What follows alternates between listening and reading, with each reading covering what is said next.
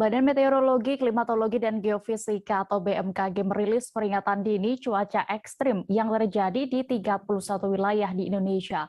BMKG memprediksi ada 26 wilayah di Indonesia yang berpotensi hujan lebat disertai petir dan angin kencang.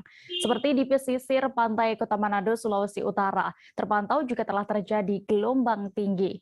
Informasi lengkapnya akan disampaikan rekan Andreas Ruwau, jurnalis Tribun Manado yang kini sudah bergabung bersama kami. Halo rekan Andreas.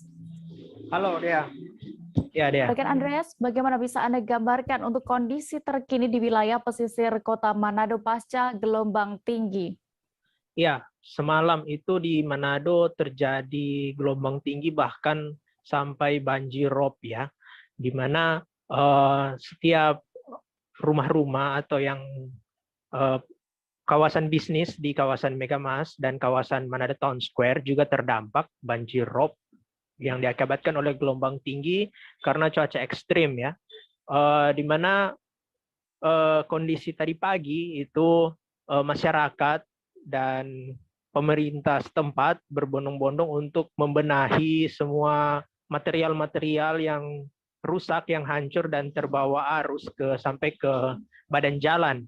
Nah, seperti yang terjadi di Pelabuhan Kalimas, Kota Manado, dan kawasan bisnis kawasan Megamas, Kota Manado, di mana itu perahu-perahu nelayan sudah terseret sampai ke jalan, dan material-material dari pemecah ombak yang tidak mampu menahan dahsyatnya gelombang semalam itu seperti batu, semen, dan material lainnya, sampah juga banyak berserakan di jalan, itu terbawa hingga ke beberapa ruko, masuk ke dalam beberapa ruko, juga ke badan jalan yang mengakibatkan beberapa akses jalan itu ditutup.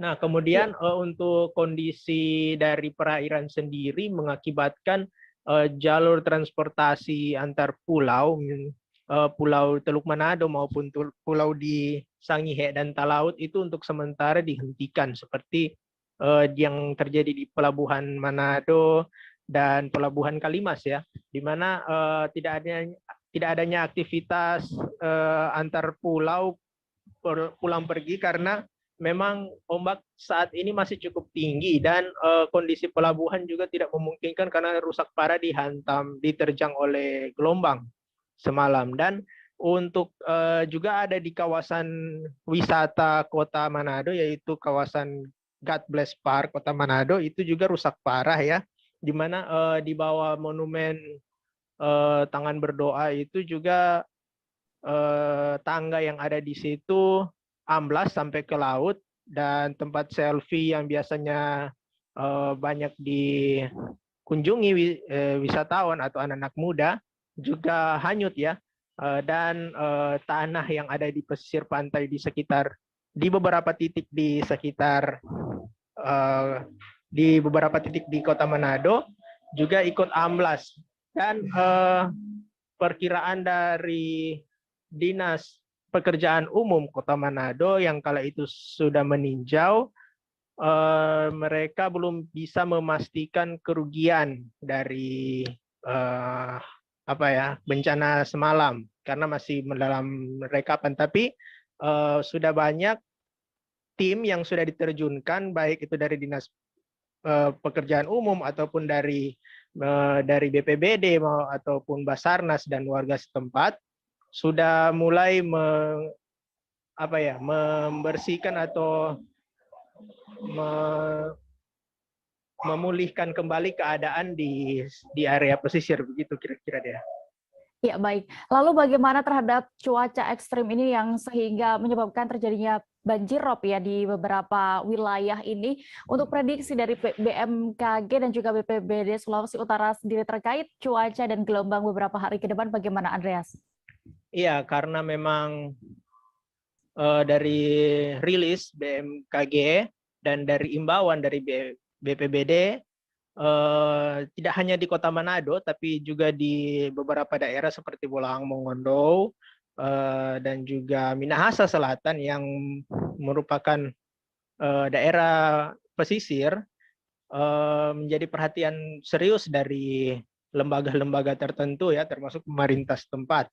di mana menurut perkiraan cuaca masih cuaca buruk, terutama hujan badai disertai kilat itu masih akan terjadi sepanjang akhir tahun beberapa hari ke depan. Dan untuk gelombang tinggi itu gelombang yang bisa menyebabkan banjir rob bisa kembali terjadi dan puncaknya itu sebentar malam, katanya sebentar malam jam 8 malam ya di area pesisir di sekitar pantai Teluk Manado, dan juga diwaspadai Teluk Amurang juga Minahasa Selatan dan area pesisir di pantai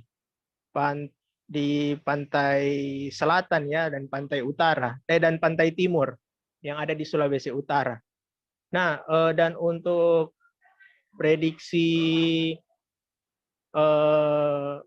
misalnya antisipasi longsor dan banjir juga masih menjadi peringatan serius dari pemerintah dan BPBD, di mana juga jalan Trans Sulawesi yang ada di Kabupaten Bolang Mongondo terjadi longsor sehingga jalan Trans Sulawesi tersebut terputus. Jadi masih dalam status waspada, begitu kira-kira deh. Baik, terima kasih rekan Andreas untuk laporan Anda langsung dari Kota Manado. Selamat bertugas kembali.